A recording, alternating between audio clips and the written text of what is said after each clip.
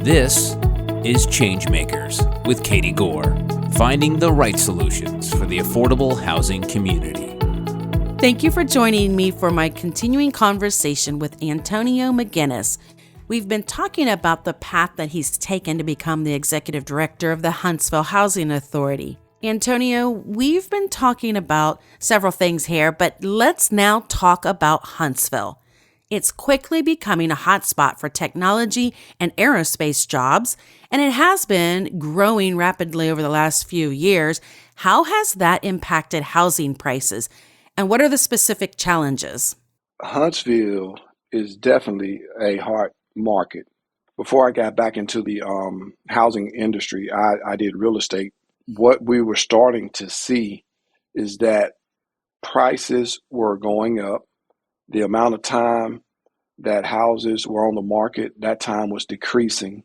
So you're right, it created an affordable housing, what I want to call crisis, because now those families and those individuals who were first-time homeowners who can only afford the $150,000 to $200,000 price point, it was so competitive because a lot of investors, a lot of first-time homeowners, they were jumping on those deals left and right, which meant that those people who were ready to move really couldn't find a place to move.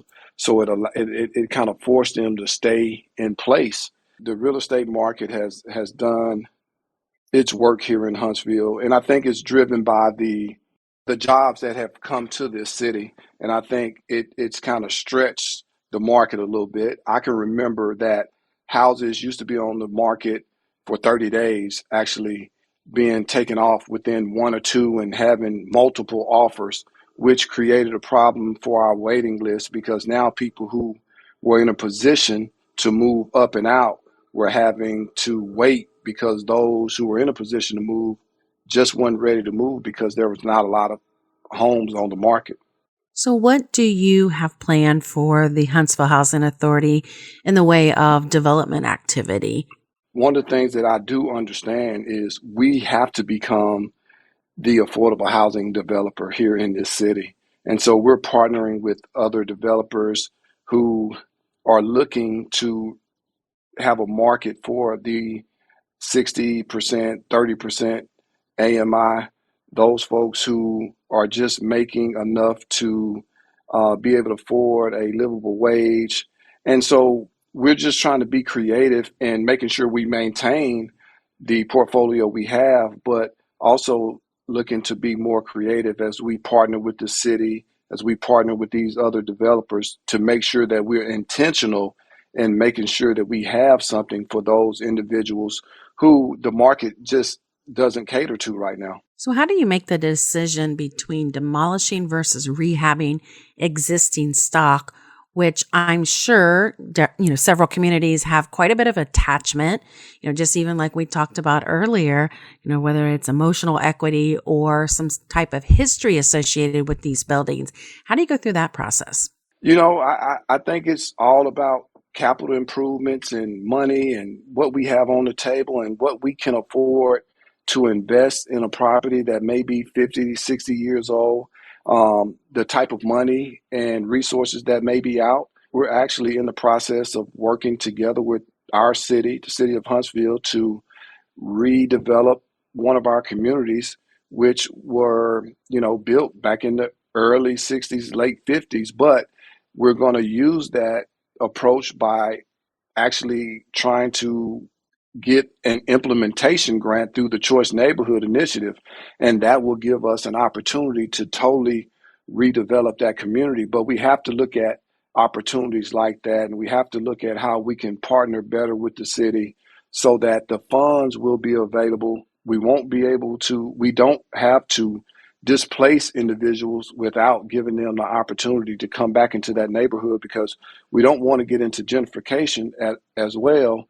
So we have to be careful in our approach and we have to be strategic. And that's one of the ways that we're trying to approach it right now is by looking at some of the HUD grants that are out there and also some of the developers who want to come in and have a mission for the affordable housing community. So let's dive into that. Explain what gentrification is looking like in your community.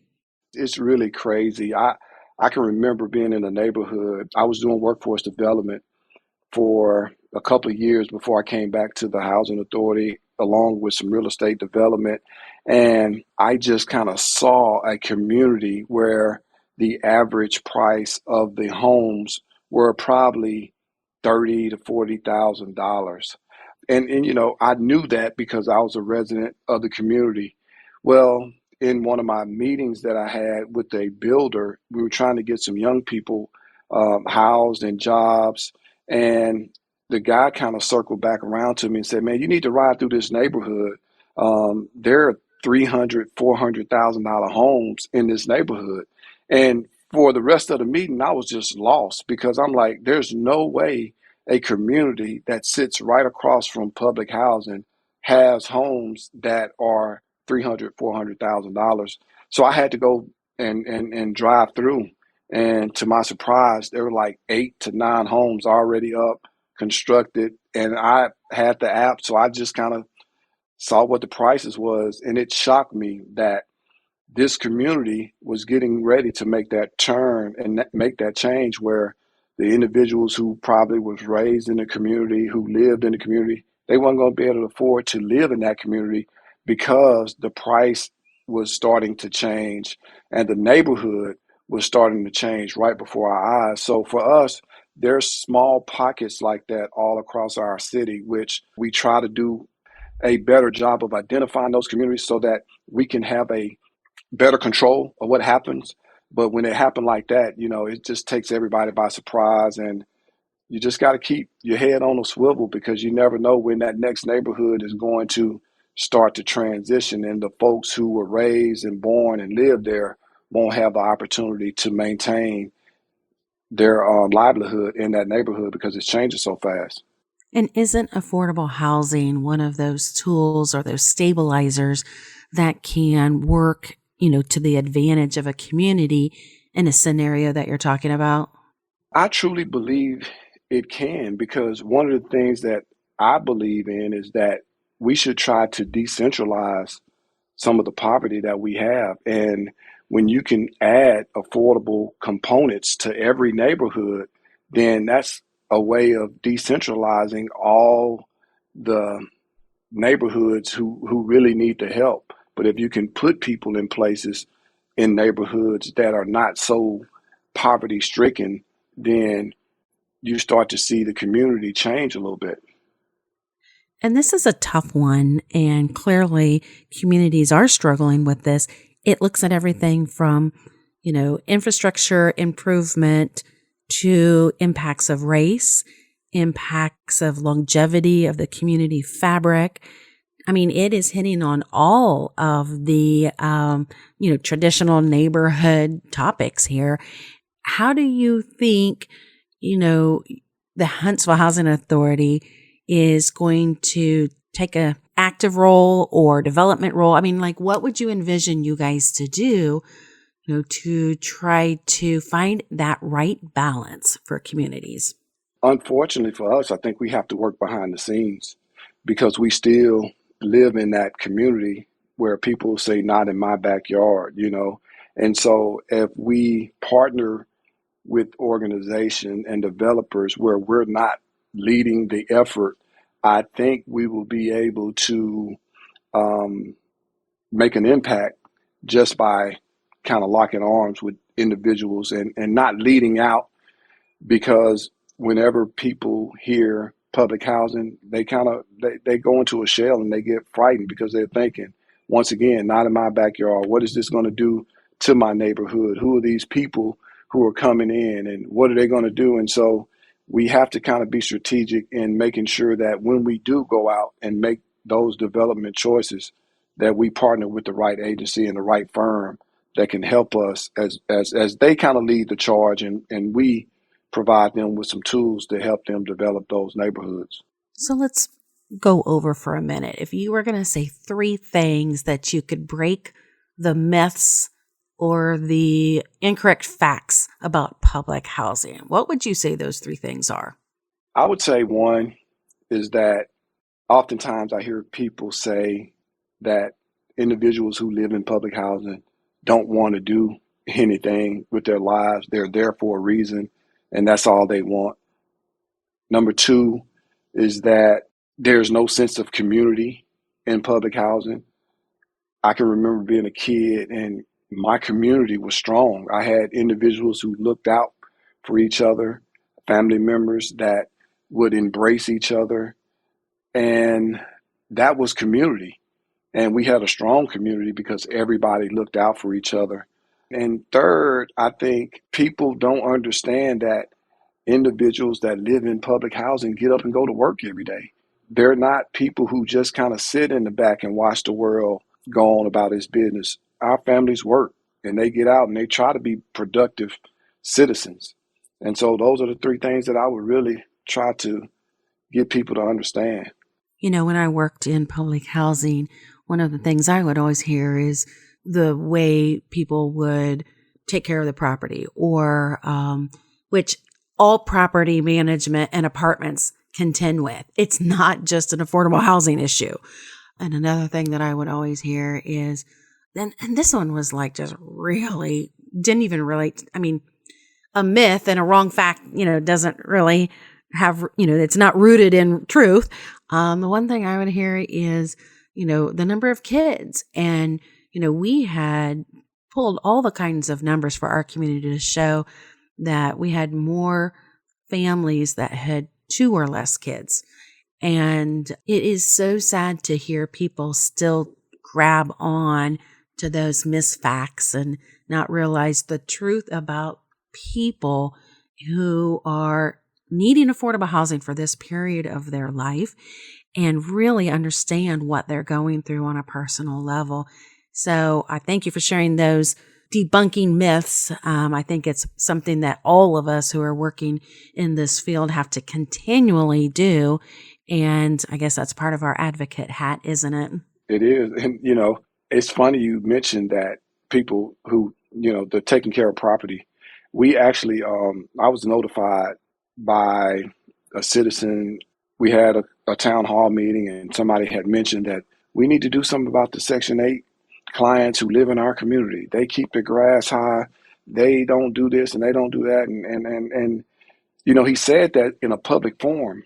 But when we went and did our research, we didn't even have a Section 8 tenant who lived in that neighborhood. And so people say those things, but when they're not true, they don't necessarily get in front of that group and apologize for the misinformation that they were able to share in a public forum. And so we just have to be careful about what we say, how we say it, when we say it, because oftentimes we're saying things that are untrue about a group of individuals who are just trying to live and to make life better for their families.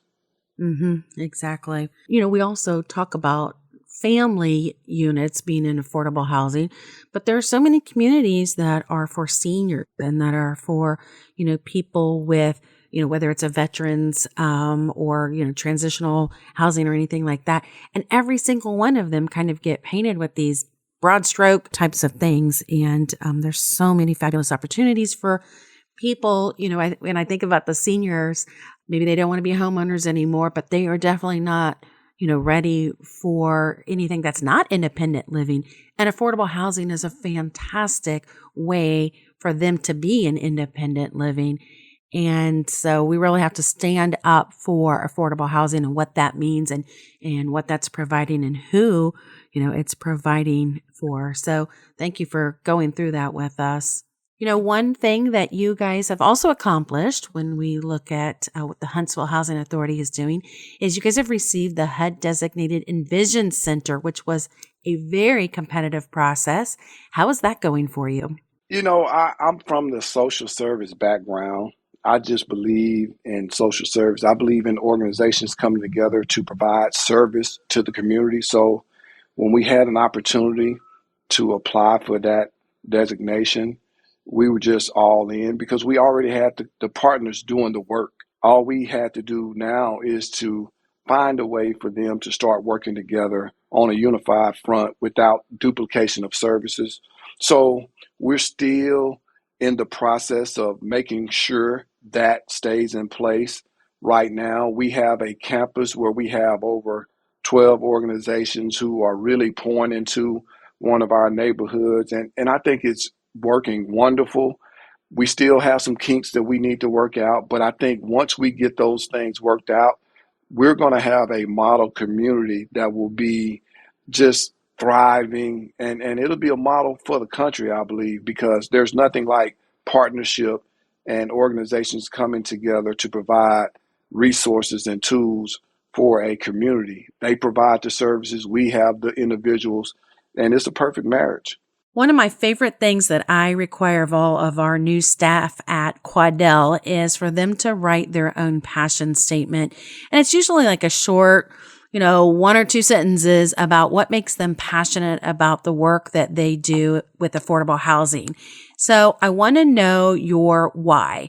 If you were going to write your own passion statement for affordable housing, what would you be writing and what would you say? Man, it's simple. It's like, don't judge a book by its cover.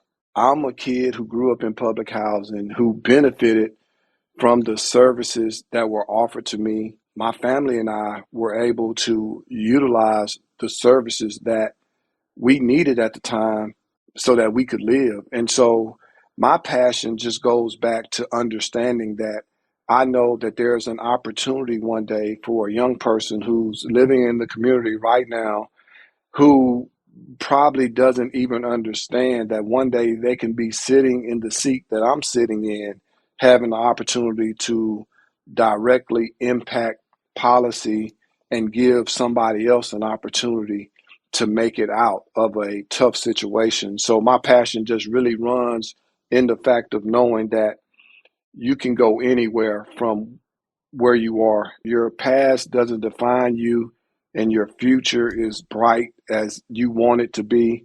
And when you surround yourself with the right group of individuals, man, you can go anywhere and you can be anything. So I just believe in showing up, showing my face. My passion is knowing that I come right from where the individuals that I'm trying to serve are right now.